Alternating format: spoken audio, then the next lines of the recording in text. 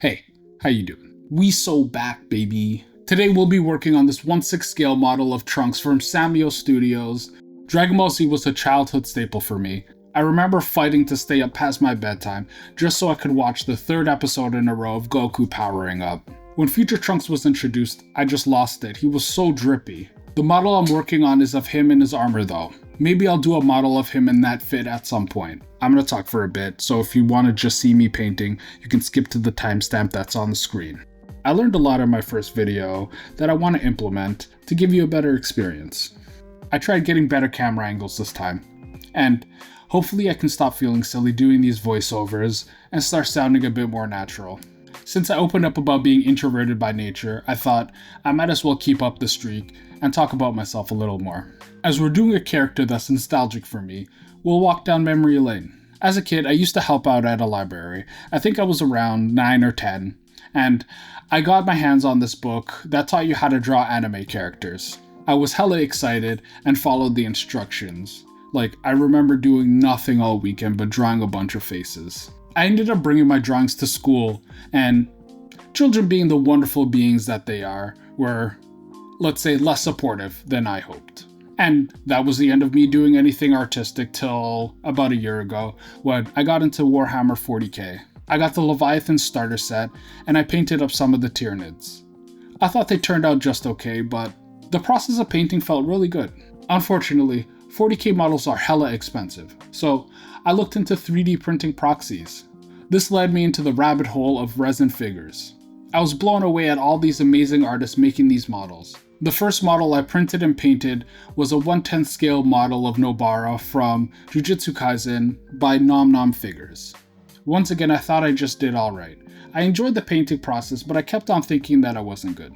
I ended up taking a hiatus from painting for a year. Yay, depression. I have finally accepted, or I've told myself I'm going to accept, that I'm good enough. So the 1/6 scale model of Ahsoka that I posted as my first video was me diving back in. I want these videos to be a motivation to me to continue doing what I love, and more importantly, allowing myself to love it. And hey, maybe you're going through something similar and this helps. So once again, we so back, baby. Damn, I'm gonna have to come up with a hella long B-roll. That's enough yapping. Let's get to work. Onto my favorite part of this whole process, sanding. I've been testing out some new post-processing methods because the only thing I hate more than masking is sanding. I hate sanding. I hate it. I have a Dremel tool that I use for some of my leather work, and I don't know why I didn't think of using it instead of sanding by hand. I bought a bunch of different attachments, and I'm figuring out how they function and behave. If you want me to go into more detail about me figuring out my post-processing workflow, let me know. Now that we have everything sanded, it's time to prime the model. For some of these parts, they'll either be an off-white or a lighter color, so I use Vallejo Gray Primer for these. I rarely use the gray primer, and for good reason. I always forget that it never sticks, and I need so many damn layers to get an even coverage. For the rest of the parts, I thankfully can use Vallejo's black primer, which goes on way smoother. I put the model together temporarily with some blue tack and place it on the base. This way I can get my zenithal highlight down with the model together instead of trying to match it with individual pieces. Hey, I get to show off how I do a base this time. I normally start off by doing the base first, so I'll have somewhere to put the parts as I finish them. I knew most of the colors I'd be using for this model fairly quickly, except for the rocks on the base. I had an idea of the look that I wanted, I just wasn't sure of the colors yet. So we're freestyling this one. At first I was going to use Gorgrunta Fur contrast from Citadel in the recesses to act as my shadows, but I found it wasn't dark enough.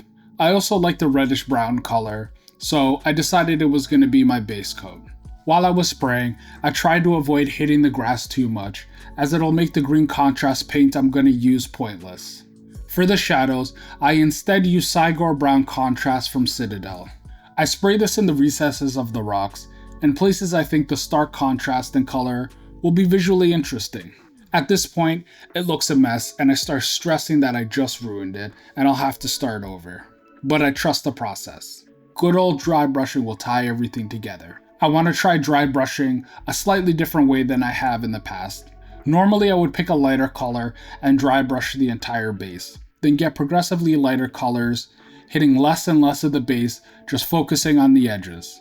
This time, I decided I'll use one color for the darker rocks and another for the lighter rocks. I use red leather from Vallejo to dry brush the darker rocks. For dry brushing, you want to very slightly dampen your brush. I use a dish sponge that I squirt a little water onto and I dab my brush on it. I remove the excess water from it till I barely feel any. Talking about brushes, I had my wife show me the makeup aisle so I could get some makeup brushes. The one I used is called concealer, I think. I don't know. One of them is called the concealer. I don't know if it's the one that I used. I assume she uses it to conceal her presence, like the Predator. I also use one of those cheap brushes you find at the art stores, but they don't have a cool name like the Concealer. For the lighter colored rocks, I use Xandri Dust from Citadel to highlight them. I also come in very sparingly on where I use the red leather and hit some of those edges as well. I love dry brushing. It's a quick way to pick up all these textures and details in the base. It did a good job of tying everything together. I was never worried. I had this planned out all along. Let's start working on the grass. There are certain spots on the rocks that I purposely did not spray. It was because I wanted to go for this mossy look on the rocks. To do this, I use Camo Creed Contrast from Citadel. I also use this as my base coat on the grass. I also put this on the brown rocks as well to blend the grass into the base. Right now, it's looking flat and drab. To get the look I want, I dry brush the tips of the grass with leafy green from the Army Painter. There are some bushes that we gotta paint. I use the same Camo Creed in the shadows by flipping the part over and spraying from the bottom, leaving the tops white. I decided to use a different green from the grass, so we get some variation in the base. I go with Mantis Warrior Contrast from Citadel. Next, let's move on to the clouds. The clouds. The one part I really dislike on this project. And not because of the paint job. I like the paint job. No. It's because I'm an idiot and I forgot to fix the crack in it, and it's all I can see. And now, I've cursed you to see it too. At first I do one paint scheme for the clouds, and I decide I want to try something else. So I'll show you both.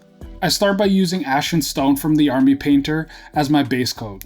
And for my shadows I use Apothecary White Contrast from Citadel. The color wasn't different enough, so I added a few drops of Nun Oil to the mix. I would have finished it off by using white on the tips of the clouds, but the render has orange in the recesses of the clouds. I'm assuming it's from Trunks' Super Saiyan Aura. I thought it would be a nice touch to include, so I decided to experiment a little. I grabbed some Fugan Orange from Citadel and I cranked the PSI on my compressor to like 35 or 40. And I do what I always try and avoid, which is spraying too much and having the paint pool. I purposely try to get the paint to pool in the crevices. I could have just done this with a brush, but I wanted to see how it would look doing this. If I was planning on doing this from the jump, I would have just started with an orange base coat. But it was on a whim. Now to fix this orange abomination, I do the same as before.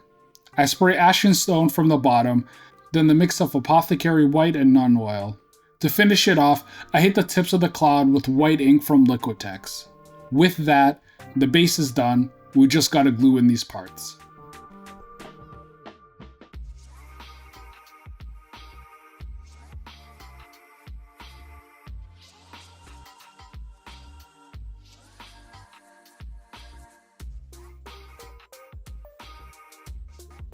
So this model comes with two heads, one with Trunks' normal hair and one with his Super Saiyan hair. Samuel Studios gave us a secondary bust base so we can display the alternate head along with the full model. The base is a simple color scheme to keep the focus on the model. I used bright golds from Pro Acryl for the Z, and because I could not be bothered to mask, I hand paint the inner portion silver from Pro Acryl. I hit it with some gloss varnish and the base is good. It's time to move on. We'll be doing the boots, fists, and armor together, as they use the same colors. Let's start with the fists, since they're the easiest to knock out. Since the gray primer was trash, I start with a base coat of good old deck tan to even everything out. Then I grab some Apothecary White to do some shading. I hit the palms and creases of the hands. Then I go over some of the folds and recesses of the gloves. I also hit the top of the gloves just a little bit to break up the flat color. Do shadows actually act like that? Not really, but it adds some visual interest. I then seal it with some gloss varnish and set it aside to dry while I start on the boots. The boots get the same deck tan base coat. It also gets the same shadow treatments as the fists. For his toe armor, I start with yellow ochre from Vallejo as my base coat. I need new brushes, so I don't trust them enough to go close to the edge. For that, I use nail art brushes. I can't remember where I got this tip. Anyway, I come in with Reikland Flesh Shade from Citadel to add some shadows and to get it looking like the cartoon. I'll also seal this with gloss varnish and I'll put it to the side. We keep it pushed into the armor. At this point, you know the drill. We base coat with deck tan,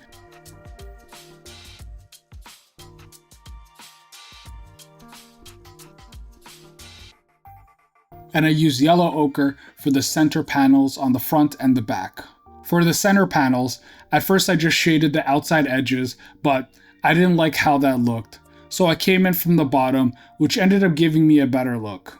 I sealed this too, and I set it to the side. Next up are the legs and the arms. I want to be able to stand the model up on the base instead of holding them with these alligator clips. We'll start working on the legs, and since the arms are the same color, we'll hit those as well. Our legs are already set up with our Zenithal highlight. I grabbed some Talisar Blue contrast from Citadel. This is the first time I've used it. Y'all, listen, I audibly gasped when I sprayed this. Blue is my favorite color, and man, this blue is so sick. Just look at it. The Zenithal did most of the work for us when it comes to the shadows. Again, y'all, just look at it. I still want to accentuate his muscles, so I used some Drakenhof Nightshade from Citadel and carefully spray between each muscle group to make them pop more. All that's left is the highlights. I decided to go pretty hard on them. I wanted a very stark difference between the light and the shadows. I used Lothern Blue from Citadel for this. Can't forget to highlight them buns. With that, the legs are done and I can finally stand them up on the base. For the arms, it's the exact same process, so I'll let you watch while I continue to geek out over this blue.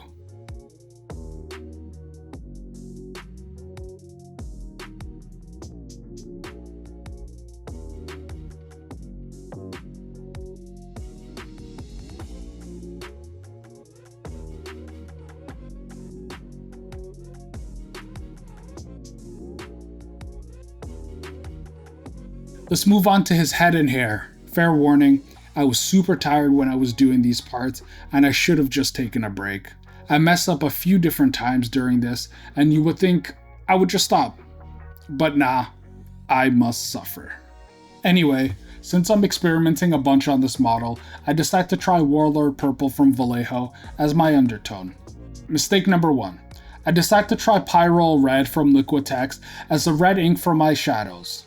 This is way too bright of a red, but I decided to just roll with it. Next, I gotta figure out what I want my base skin tone color to be. I slap on a few colors on the back of my glove and look up some references to see which matches the closest. I ended up going with basic skin tone from Vallejo. Normally I leave some of the undertone showing, but since it's a cartoon character, I decided to go for full coverage.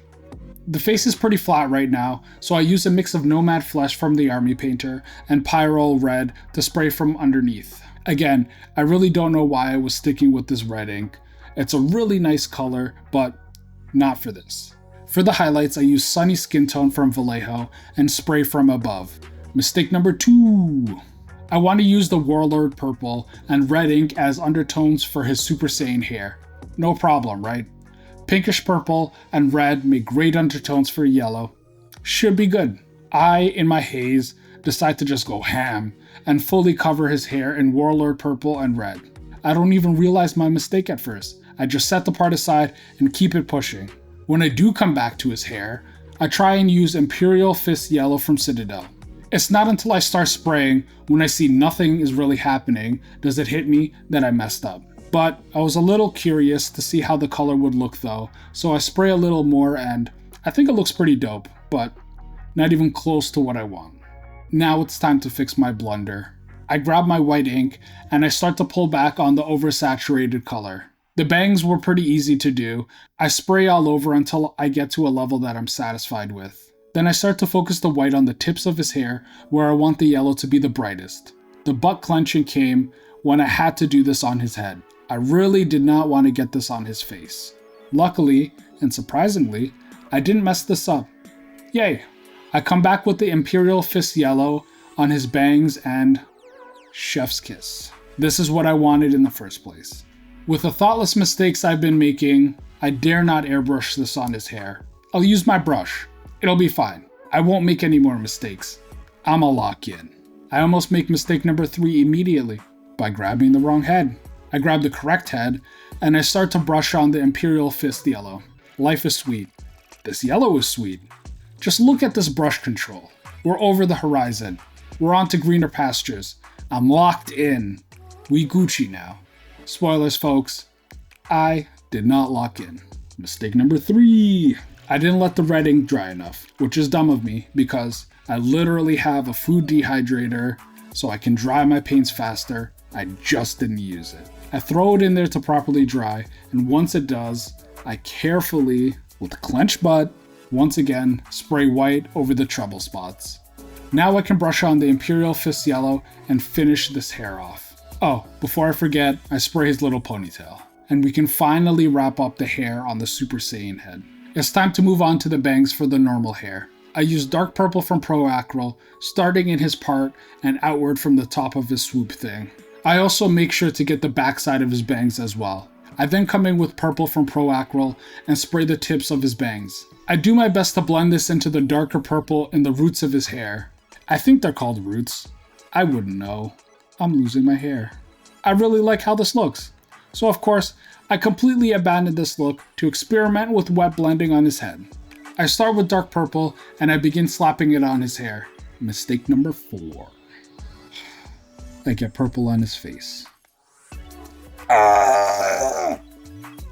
I'ma be real, y'all. Previously, I would have been discouraged after messing up so many times and just set this project aside for who knows how long.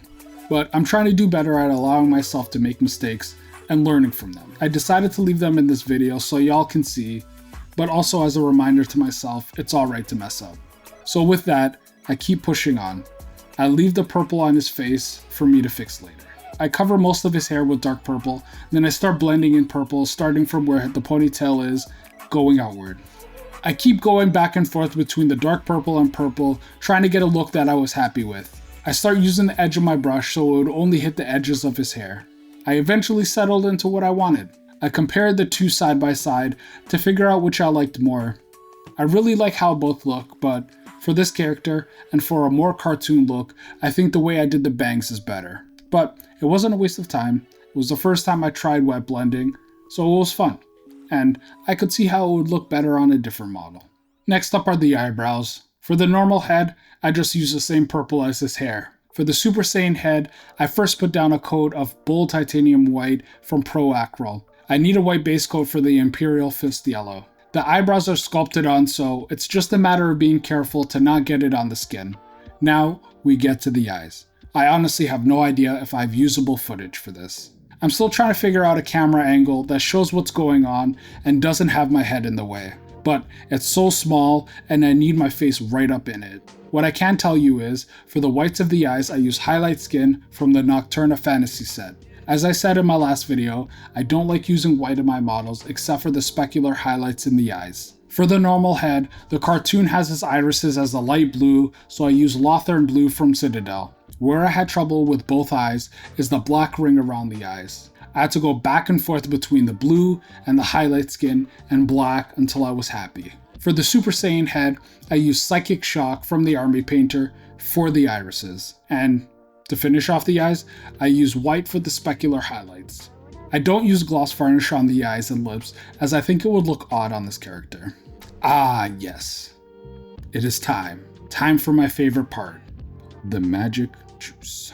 Tamiya Black Panel Liner. I used it in my Ahsoka model, but I used it in this model. There are so many little hash lines and details on this model, so I really got to play around and figure out how this stuff functions. I tried being very precise where I put the juice. Then I tried slapping the juice on. I see how much I need to add before it starts to pool to an excessive amount.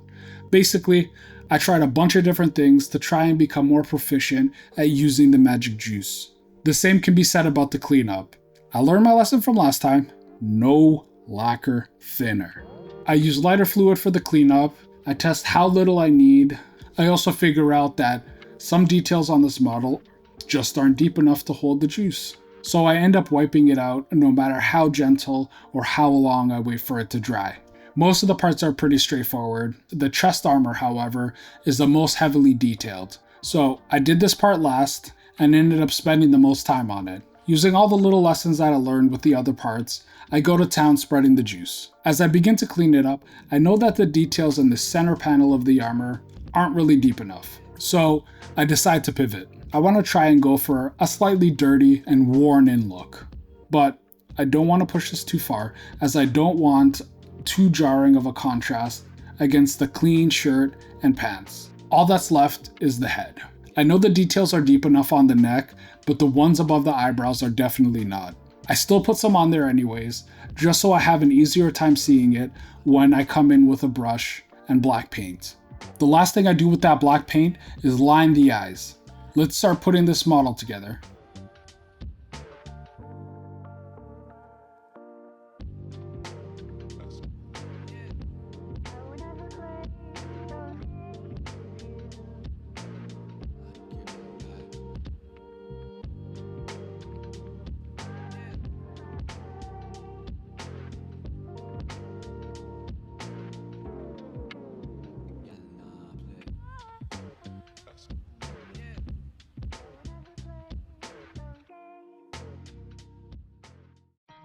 All that's left is putting in the head. With that, onto the glamour shots. If there's something you would like me to go into more details about, like something specific in my workflow, do let me know and I'll cover it in the next video.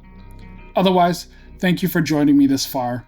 If you feel like you learned something today, hit that subscribe button. And if you have any tips or tricks, let me know in the comments. Peace. Oh, like and share with everybody.